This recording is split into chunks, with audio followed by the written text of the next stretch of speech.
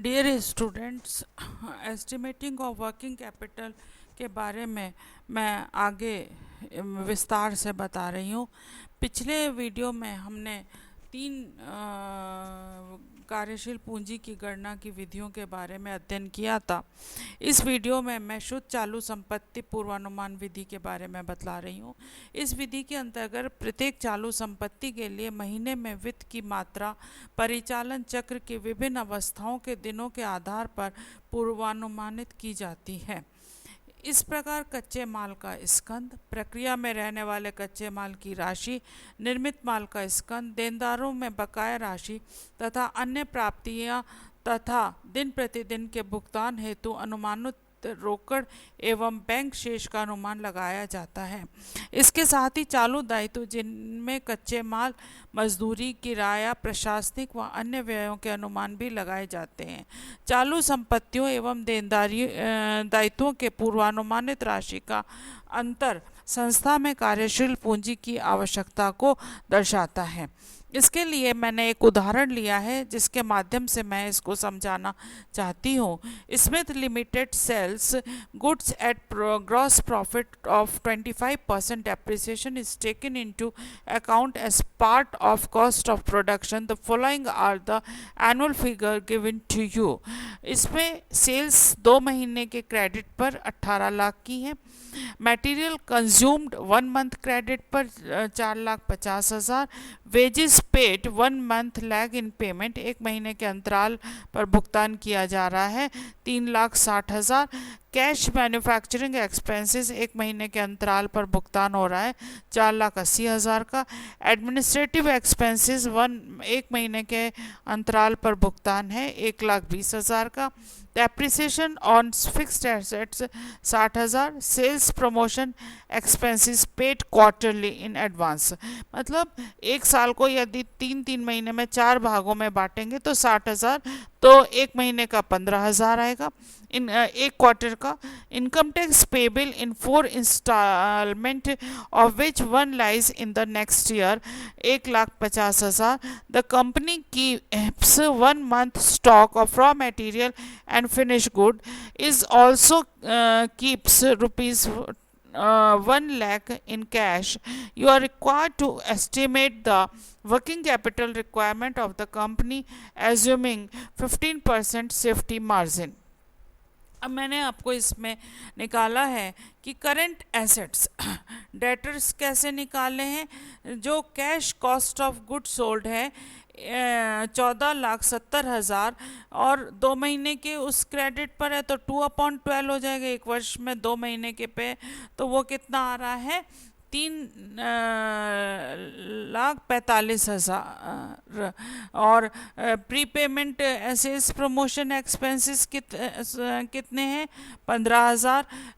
Stock of raw material मैंने अभी आपको बताया था कि 60,000 हैं और क्वार्टरली हैं तो प्रीपेमेंट एडवांस में 15,000 ही दिए जाएंगे। और stock of raw material 4,50,000 upon 1 month का है तो अपॉन 12 तो 30,500। फिनिश गुड 12,90,000 बटा 12, 10,000, 1,07,500। कैश इन हैंड 1 लाख है तो टोटल कितना हो जाएगा, 5,05,000। करंट लाइबिलिटी सन्ड्री क्रेडिटर्स 4,50,000 1 महीने के उस पर हैं, क्रेडिट पर हैं तो 3,37,500। आउटस्टैंडिंग एक्सपेंसेस मैन्युफैक्चरिंग एक्सपेंसेस कितने हैं, 4,80,000 1 महीने के क्रेडिट पे है तो 12 का भाग दे दीजिए तो कितना आएगा, 40,000। एडमिनिस्ट्रेटिव एक्सपेंसेस 1,20,000 में 12 का भाग दीजिए तो 10,000। और वेजेस 3,60,000 में 12 का भाग दीजिए तो 30,000। तो टोटल करंट लाइबिलिटीज़ कितनी हो गई, 1,17,500। तो करंट एसेट्स में से करंट लाइबिलिटीज़ माइनस कर दीजिए तो 3,87,500। 15% कंटिजेंसी को आप इसमें जोड़ दीजिए तो 3,87,500 का 15% 58,125, इसको जोड़ दीजिए तो कितना आएगा 4,45,625। इसके बाद में वर्किंग नोट के अंतर्गत हमने calculation of cash production cost की गणना की है। टोटल कॉस्ट कितनी है, सेल्स कितनी है 18 लाख की है, ग्रॉस प्रॉफिट कितना है 4,50,000 का है, तो उसमें से माइनस कर दीजिए तो कितना कॉस्ट आई 13,50,000। उसमें डेप्रिसिएशन को जोड़ माइनस करिए 60,000 को, तो कितना आया 12,90,000। 12,90,000 में आप एडमिनिस्ट्रेटिव एक्सपेंसेस को जोड़िए, तो 1,20,000 को जोड़ा और सेल्स प्रमोशन एक्सपेंसेस 60,000 को जोड़ा तो कितना आया 14,70,000। इस तरीके से हमारे टोटल कैश कॉस्ट कितनी आ रही है 14,70,000 आ रही है। अब प्रक्षेपी चिट्ठा विधि नेक्स्ट विधि है। इसके अंतर्गत हम कैसे कार्यशील पूंजी की गणना करते हैं उसका अध्ययन करेंगे। इस विधि के अंतर्गत आगामी अवधि में होने वाले लेन देनों को ध्यान में रखते हुए विभिन्न प्रकार की संपत्तियों एवं दायित्वों का अनुमान लगा लिया जाता है। तत्पश्चात इन पूर्वानुमानित संपत्तियों एवं दायित्वों के आधार पर एक चिट्ठा बना लिया जाता है, जिसे प्रक्षेपी चिट्ठा कहते हैं। इस चिट्ठा में संपत्ति एवं दायित्वों का अंतर उस अवधि की कार्यशील पूंजी मान ली जाती है। तो इसके आधार पर हम कार्यशील पूंजी की गणना करते हैं। तो इसको भी मैंने उदाहरण के द्वारा समझाने का प्रयत्न किया है। On 1 January 2006 the board of directors of Mukesh limited wishes to know the amount of working capital that will be required to meet the programme they have planned for the year. From the following information, forecast the working capital requirement by preparing the projected balance sheet method. Share capital कितनी है 2 लाख की है, 8% debentures कितने हैं 1 लाख के हैं, fix assets on 1 January valued at 1,10,000 है, material 50% total sales का है और डायरेक्ट वेजेस एंड ओवरहेड कितना है 20%, जिसमें डिबेंचर्स इंटरेस्ट को नहीं जोड़ा गया है। अब इसके अलावा अदर इंफॉर्मेशन कितनी दे रखी है, एस्टिमेशन प्रोडक्शन कितना हो रहा है 48,000 यूनिट्स पर एनम का हो रहा है। Raw material are expected to remain in stock on an average 1.5 month before issue to production.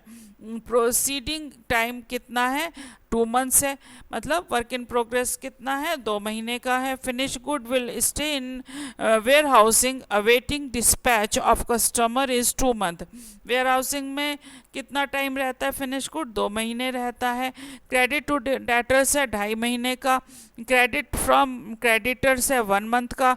Time lag in payment of wages and overhead is 1.5 month, मतलब कितने अंतराल में भुगतान किया जा रहा है मजदूरी और ओवरहेड का 1.5 महीने पर। सेलिंग प्राइस है 10 रुपये।